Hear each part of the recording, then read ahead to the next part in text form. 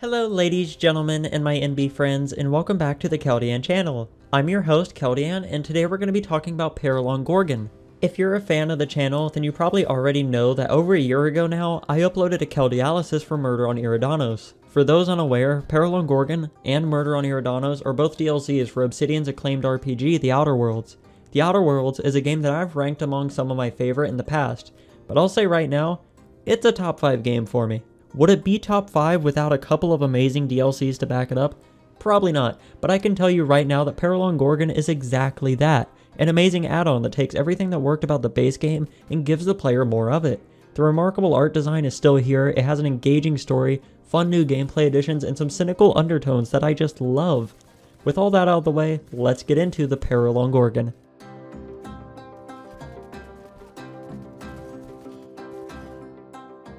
First, we'll start with how we always do, with the gameplay, starting with the increased difficulty.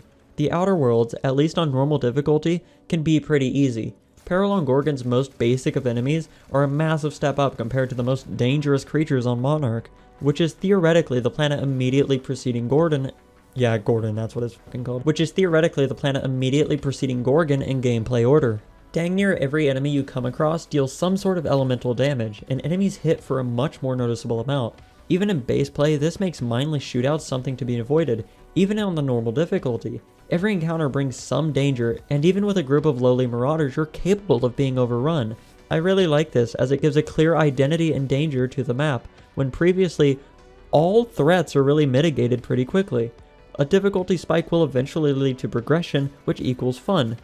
I don't know, that's just my gaming equation. I failed algebra. Next, let's talk science. Science weapons are something that I absolutely adore. Peril on Gorgon gave us 3 new science weapons that are all unique and actually really cool. First is Special Delivery. Maybe my favorite weapon of the 3? I don't know? I think that's how I rank them. Regardless, it's pretty good. It's a heavy weapon that fires multiple homing explosives at an enemy. Need I say more? Actually, yeah, I need more say, as the acquisition of a mentioned weapon is actually really cool. No quest that I know of informs you of this weapon. Instead, you find a group of enemies tucked away in the corner of the map. While there are several neat things to be found in this area, the most interesting is obviously a special enemy that's wielding the aforementioned science weapon. It's just there, and all you have to do is fight off a group of enemies to pick it up, and I think that's really neat. The next weapon is the Pet. This is, no joke, my favorite melee science weapon, and probably my favorite melee weapon in the whole game. It's very good, quite strong, and I find the ability of it to be quite good. When charging up for a heavy attack, the Pet will pull an enemy close to you, within attack range, and stun them for a second. When reading this, I figured it would be gimmicky and silly, but through actually using it, I do actually quite like it. It's very practical to use, and, you know, it's just good. Finally, is employee benefits. This gun heals you and or your companions. If your companion is dead, this, in air quotes, weapon will revive them. If your companion holds it, they'll heal you with it. Truthfully, employee benefits isn't entirely reliable in either use case. It's best used by a companion, but due to how they're programmed, they won't always use it to heal you, either due to targeting priorities or due to the melee weapon swap aspect of the combat. Regardless, the weapon is a neat idea, even if it's not too useful. I've spoken before about all of the science weapons in a video where I ranked them from worst to best. I gave a quick little overview about each one and explained my thoughts, so if you want to see what I think about all these and all of the other science weapons, check that video out. Call to action, baby! The last gameplay thing I want to mention is the use of creative and interesting locale and set pieces. Sure, places can look nice, which they certainly do in Gorgon, as well as the Outer Worlds as a whole, but it's more important if they're interesting gameplay-wise. Let's use one specific moment as an example, the ship docking sequence. Eventually, during the main story of the DLC, a ship of pirates will board you and you'll have to get on their ship to deal with them. From a stealth perspective, it's not that deep. There are multiple obvious routes to get around if you wish to avoid combat. If you're looking to go in guns blazing, however, the map shines. I'm surprised they didn't use this idea sooner or more often. It's a truly intense and interesting moment in the story, and a more cramped, semi-familiar layout loaded with a sport-themed band of space pirates is just brilliant. Having your own ship, and by playing through enough of the game until now, you understand how most of the layouts and set pieces work, and this is one of the few times that the game gets claustrophobic during combat, and it's just amazing. While not every set piece is cramped and, well, this cool, a lot are visually and strategically interesting. It's lovely and one of the strongest aspects of Peril on Gorgon's gameplay. I love pathetic people. Every character in Peril on Gorgon is such a pathetic loser and I love it. The base game of the Outer Worlds has remarkable and memorable characters. As I mentioned in my Murder on Eridanos video, it too has interesting and noteworthy critters throughout. In Gorgon, every character... I'm not going to repeat myself, you get the point. Let's quickly run through a few. Minnie is a socialite that cares for nothing more than being perceived as high class by strangers in Byzantium, and will drug and ruin the entire colony to reach her goal. Captain Babbage doesn't know what a llama is. Lucky Montoya died for nothing as he came to the completely wrong conclusion. Clarence mostly refuses to lose the Canid show like a normal person, so he'll only give you the information of the scattered scientists from the Gorgon project if you steal a trophy for him. So on and so forth. I think the best part about the characters is that a ton of them are the typical snooty Byzantium types.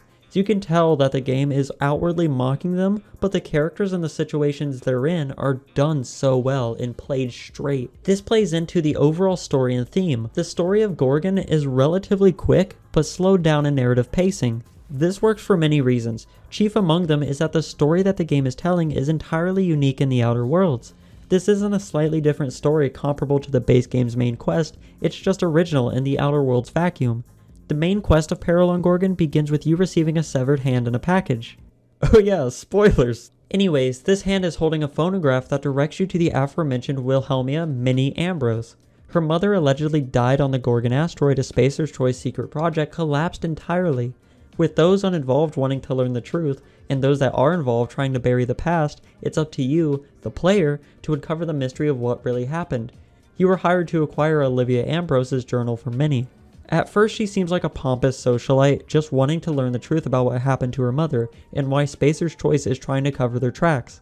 However, when you actually play through the story, it becomes painfully obvious what happened to the project. Through truly striking and disturbing environments and scenarios, the truth of Peril on Gorgon gets hammered into our heads more and more. You go from wondering, oh gee, I wonder what happened, to, oh my god, how did they get away with this? Just like Murder on Eridanos, there's a twist to the story. And also just like Murder on Eridanos, it's extremely predictable. So Spacer's Choice used Gorgon as a manufacturing and testing location for a new drug called Adrenatime. This drug would theoretically improve productivity in people, allowing them to work harder and longer for the corporations. Did I hear someone say dystopia? The thing about Adrenatime is that it's addictive and has the negative effect of absolutely bugging up the user. This is reflected in its in-game usage by the player, by affecting your attributes and movement when you crash. Peril on Gorgon establishes that Adrenatime, and by extension Spacer's Choice, is responsible for creating the Marauders. Yeah, you know those masked weirdos in the wild that are always trying to kill you? They're just a byproduct of drug abuse via corporate incentives. I think my favorite part of the whole DLC is during the main quest when you're wandering through the Human Inquiry and Auditing building. Spacer's Choice took human volunteers and subjected them to various different types of training, from office work to combat, etc., all while wearing these pressurized injection suits that were designed to feed Adrenatime directly into their bloodstreams. I will say, this outfit is quite neat design-wise, but it's also very clearly not anything that someone should be forced to wear. Through the rundown nature of the place, the deranged state of the test subjects, the shift from these patients to actual marauders as enemies, you get a truly spine-tingling experience, some grade A environmental and visual storytelling, and a very unique set piece for the game to play with. Easily a high point of the DLC, as well as the entire game. But Kira, I hear you say. What do you mean volunteers? Okay, true. While the DLC does obviously play towards the cynical and anti-corporatism themes that the base game builds up, one could levy the argument of, well, why did they volunteer? Are they stupid? To that I say, it's like volunteering for an open testing at your work and just being shot and killed upon arrival. Spacer's Choice is one of the few major corporations in Halcyon, and their commitment to this drug that quite clearly has dangerous properties, and more or less taking their citizens and workers that we've spent entire games in living conditions of, and strapping them with these harnesses, turning them into mindless monsters with the intent of shipping out to the entire galaxy is absolutely mad. Sure, they volunteered, but in the universe of the Outer Worlds, what does that really mean? Who were these people before the testing? Even if they did volunteer in the literal meaning of the word and not in the Spacer's Choice corporate meaning, did they deserve the fate that they had coming? Also, workers everywhere can go from working a 9 to 5 to a 9 to 9? But Kira, How did the Marauders end up in this building on lockdown and coexist with the test subjects? Yeah, I really can't explain that one. I can argue as to why they'd coexist, but how did they get here? The implication conveyed by their presence is neat though. So Spacer's Choice created Adrenatime, and it created the Marauders. That's not the twist I was talking about though. The twist is that Minnie knew this and wanted her mother's journal so that she could revive the project and make Adrenatime a working drug, all to clear her family's name. Oh yeah, also it turns out her mom's still alive. Wow, what a shock. I totally didn't see that coming. Ladies and gentlemen, sarcasm. Olivia Ambrose, since she is alive and on Gorgon, wants you to infiltrate the Ambrose Manor, where Minnie has been the entire DLC, and wants you to destroy the Gorgon drug synthesizer remotely. Minnie wants you to go to Gorgon and activate the synthesizer, and that's where Olivia is. No matter who you side with, you have a confrontation with the other, and end up back at the manor at the end for one last goodbye. If you side with Olivia, it's very depressing.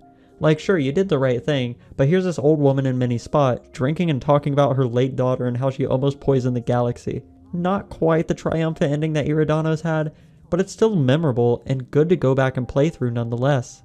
I love the story of this DLC, though that goes without saying. As I've explained, it relies on visuals in the environment, and I think that's a great way to convey something of this subject matter. You get to see the horrors of the corporation, rather than being told that you should hate the corporations. I think what Peril on Gorgon does well is that it builds on existing elements in the Outer Worlds when it really doesn't need to. I don't think anyone cared what Adrenatime was, and yeah, you can theorize about Marauders, but they work as faceless enemies. They don't need an explanation really. The fact that these things did get an explanation, and it's fleshed out, and it's all really good, really shows the thought and care that went into this game and the DLCs. Nothing will give me chills quite like going through the Human Inquiry and Auditing Building for the first time. Seeing the horrors and being caught off guard by a group of enemies while I'm soaking it all in will forever be a highlight. Another highlight will be finding Lucky Montoya's body. Oh bollocks, I haven't mentioned the phonographs yet. I typed this line in the second draft of the script. How did I seriously forget this part the first time? Okay, so throughout Gorgon, you'll find phonographs that you can interact with for an audio recording to play. These phonographs look just like the one you get at the very beginning of the DLC, effectively introducing you to the concept as a whole. These things are pretty well hidden and not at all required to progress any quest that I know of. They instead work just as extra lore bits, and I love them. The implementation is great, and hearing these cut recordings of characters during the aftermath just adds a layer to the mystery and despair that surrounds the entire situation. It's truly quite neat. I think my favorite one is the one found on Lucky Montoya's dead body. In a cave off in the southeast part of the map, you will find the man that started this whole thing, and next to him is yet another phonograph. I think this dude had an obsession. In the message, his conclusion is that Adrenatime is being developed for the use of canids rather than humans, because the side effects are too dangerous. He then goes on to speculate that the canids will take over our jobs. This is truly perfect and a wonderful little thing that you don't ever have to find. You don't need it, and it's pretty well hidden, but it's just fun. One final thing before we wrap up. Gorgon is beautiful. The environments typically use a dark brown and purples as base while throwing a much brighter, vibrant monotones as a contrast. The barriers all around emit a bright blue wall. The acid pits at the southern end are a bright verdant green. All of the rundown buildings and machinery that fill Gorgon, while stand out from the natural terrain for obvious reasons, all fit right into the color palette and actually complement a lot of areas. If we talk about how the map is laid out, it makes excellent use of elevation. There's a lower canyon-like area and a higher up area that's just as dense and populated as the lower down counterpart. What makes the elevation difference great is that the map layout is crystal clear to understand as long as you can find a way to get between the different levels. Also, if I may be pretentious for just a second, the elevation difference makes it feel like you're walking the same path, despite it being different. In the story, you're trying to solve a mystery by going between these different rundown facilities. Thematically, you walking a similar path could be you uncovering the past by retracing steps. You're being led on, but yet you continue going to these abandoned facilities just as the workers once did, all so you can uncover what really happened, so that you can find the truth. That's my pretentious pet theory. I like to think that there is substance behind the map design beyond trying something different. I called Murder on Eridanos extra content done right. And now I'll gladly say that Peril on Gorgon is more of what worked. It took the best aspects of the base game and gave us more of it. It took established things in Spacer's Choice, Marauders, Adrenatime, and it fleshed out the lore. They didn't need to do this, but they did? Obsidian is one of my favorite video game developer studios, and I'm very excited to try Avowed at launch and see what they end up doing with The Outer Worlds 2. This game is one that I will always speak highly of and really haven't stopped playing since its release. Definitely a top tier game, made even better by complimentary DLCs that are made by a team that actually understand their own formula and why it works. All of that said, that's all I really have for you today. If you enjoyed the video, then please leave a like. If you're intrigued by my style, might I encourage you to subscribe or check out some of my other recent videos. Also, there might be a day where I bite the bullet and make a proper Keldealysis for the Outer Worlds as a whole. I've done both the DLC, I might as well at this point. Thank you so much for watching, and have a great one. Okay, bye bye.